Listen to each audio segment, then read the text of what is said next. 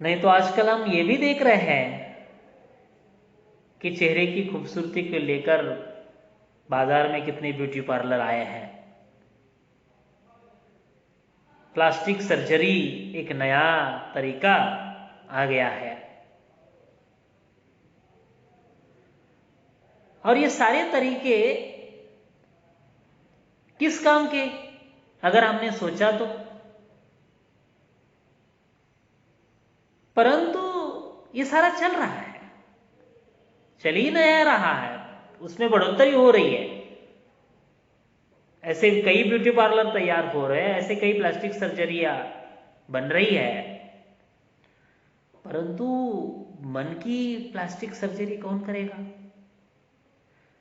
हमारे मन के बर्ताव में सुधार कौन लाएगा? तो हमें ही लाना है। परंतु ये बात हमें ठीक ढंग से आज तक समझ में नहीं आई। प्रेमचंद वही इस कहानी के जरिए हमें बताना चाहते हैं कि छात्रों, चेहरे की खूबसूरती मत देखिए, मन की खूबसूरती को देख लीजिए और उसी लड़की को साथ शादी कीजिए जो जीवन भर आपका साथ देगी। अन्यथा आजकल शादी करके भी कई लोग या कुछ स्त्रियां अपने पति का साथ दे रही है नहीं दे रही है, इस पर भी विवाद हो सकते हैं। मुझे लगता है कि सोच समझकर ऐसी बातों को हमें लोगों के सामने कहना चाहिए। और मामा जी की बातों पर भरोसा करके उन्होंने शादी तो की है, परंतु ये बात उन्हें कहानी के अंत में जो कथानक लेखक ने चित्रित किया है उस पर समझ में आ जाती है कि लगातार 3-4 महीने बिस्तर पर जब उनकी पत्नी आशा जी विपिन बाबू की सेवा शुश्रूषा करती है, तब सही मायनों में विपिन समझ लेता है कि यही मेरी धर्मपत्नी है जिसके साथ मैंने बहुत बड़ा अन्याय किया है,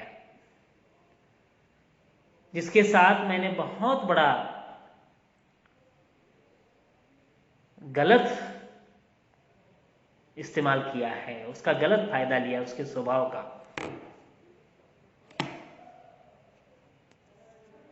क्योंकि आशा जी चेहरे से बहुत खूबसूरत नहीं है, परंतु उसकी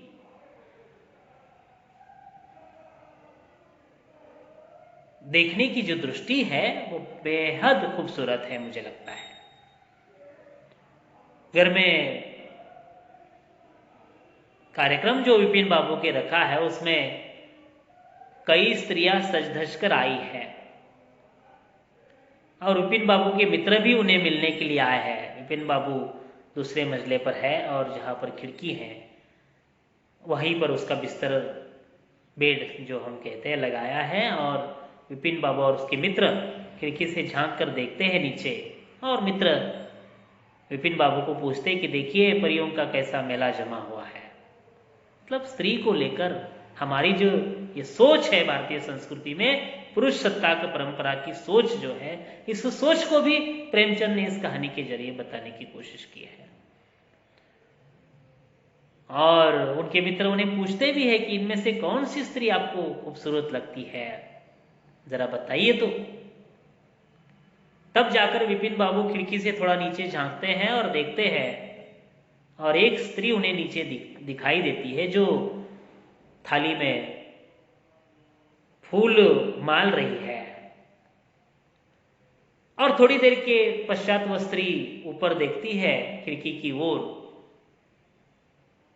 तब जाकर उनके मित्र, विपिन बाबू के मित्र भी वह देखते हैं कि वह स्त्री दूसरी तीसरी कोई नहीं है, वही स्त्री है जो विपिन की पत्नी है। तो विपिन के सारे मित्र उनकी खिल्ली उड़ाते हैं और कहते हैं कि क्या आपकी सेहत के साथ साथ आपकी आंखें भी बिगड़ गई, आपको खूबसूरती का नजरअंदाज ही नहीं रहा, कैसे आदमी हो आप? तब विपिन बाबू अपने मित्रों को जो समझाते हैं वह इस कहानी की बहुत बड़ी सीख है मित्रों, छात्रों।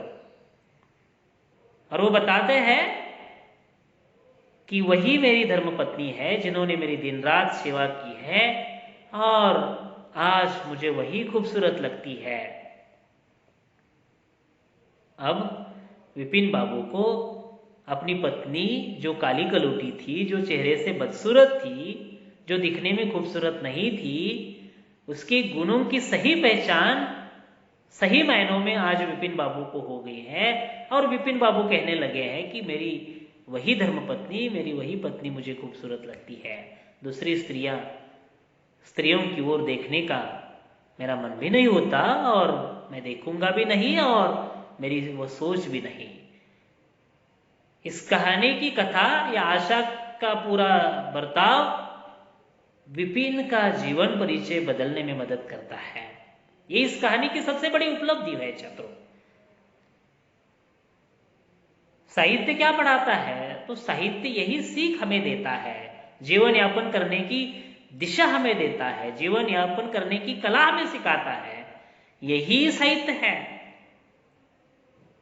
इसीलिए हम साहित्य के छात्र साहित्य पढ़ते समय हमारे भविष्य में हम जो जीवन यापन करने वाले हैं, उस जीवन यापन के बारे में सारी चर्चा अगर हमें या सारी सीख हमें कहां से लेना है, तो मुझे लगता है कि ढेर सारा साहित्य हमें पढ़ना चाहिए। सिर्फ प्रेमचंद का नहीं, हिंदी में, मराठी में या अन्य कई भाषाओं में, भारतवर्ष की जितनी भी सारी भाषाएं हैं, उन भाषाओं में लिखा हुआ साहित्य जो है वो कुछ ना कुछ सीख जरूर देता है। इसलिए ये कहानी जो है स्त्री और पुरुष हमें सबसे बड़ी सीख देती है। उनके मित्र की सोच जो है वो सोच विपिन बाबू बदल लेता है और मित्रों को भी सलाह देता है कि आप भी अपनी खूबसूरती की तलाश करें। चेहरे की खूबसूरती को आप भी महत्व न दें। आज के नौजवानों ने, आज के छात्रों ने इस कहानी को लेकर यह सीख लेना जरूर चाहिए कि जब हम शादी तय करेंगे या शादी बनाएंगे, तब हमारी पत्नी के गुण सबसे पहले हम देखेंगे, उसके स्वभाव से हम रूबरू परिचित हो जाएंगे, उसके गुणों से हम परिचित हो जाएंगे। रूबरू यानी प्रत्यक्ष रूप में परिचित होना, जिसको हम कहते हैं। और जब तक हम ये करते नहीं, तब तक मुझे नहीं लगता कि भारतीय संस्कृति के विकास में एक मार्ग जो है, ये एक मार्ग हमें जरूर पता चलेगा। मुझे लगता है एक मार्ग है, एक भारतीय संस्कृति को सुधारने का, भारतीय संस्कृति को महान बनाने का, भारतीय संस्कृति को आदर्श बनाने का। हम कहते तो है भारतीय संस्कृति महान है, लेकिन किसके जरिए? पुरुष सत्ता की परंपरा जो विपिन बाबू के माध्यम से प्रेमचंद ने इस कहानी में बताई है, वो परंपरा अगर हमने लागू की या उस परंपरा का ऐसा ही वहन करते गए, तो मुझे नहीं लगता कि भारतीय संस्कृति महान बनेगी।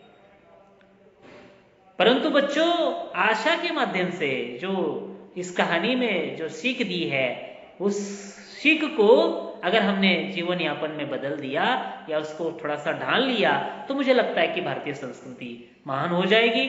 और बाद में कहानी के अंत में जो विपिन बाबू की दृष्टि बदल गई है, अपनी पत्नी की ओर देखने का उसका जो नजरिया बदल गया है।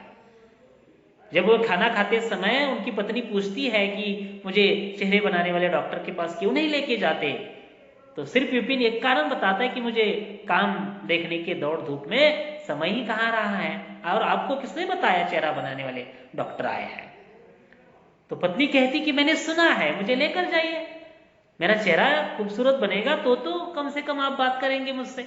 क्योंकि शादी होकर कई दिन हो गए हैं, 4-6 महीने हो गए हैं, विपिन अपनी पत्नी से बात करने के लिए तैयार नहीं है।